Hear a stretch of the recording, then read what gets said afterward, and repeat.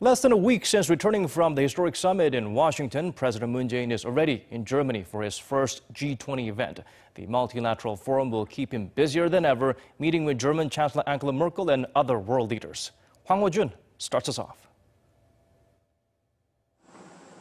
After about a 10-hour flight from Seoul, South Korean President Moon Jae-in arrived in Berlin at around noon on Wednesday local time, officially beginning his 5-day visit to Germany at the invitation of German Chancellor Angela Merkel, and also to attend the G20 summit in Hamburg later this week. This is his second trip to a foreign country since his inauguration, following his visit to Washington last week to meet with his U.S. counterpart Donald Trump. Landing at the Berlin Tegel Airport, President Moon and First Lady Jung-sook were greeted by the South Korean ambassador to Berlin, the German ambassador to Seoul, Germany's deputy chief of protocol, and leaders of the South Korean community in Germany.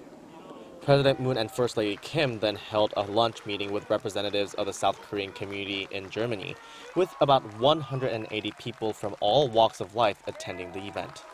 The meeting was held to thank the South Korean nurses and miners who were dispatched to Germany during the 1960s and 1970s and encourage the South Korean immigrants who have served as a bridge for cooperation and friendship between the two nations.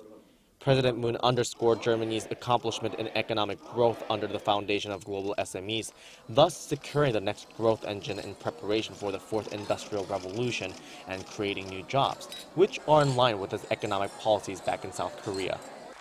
President Moon also briefed the South Korean community in Germany of his administration's determination and policy towards North Korea to make a war-free peninsula.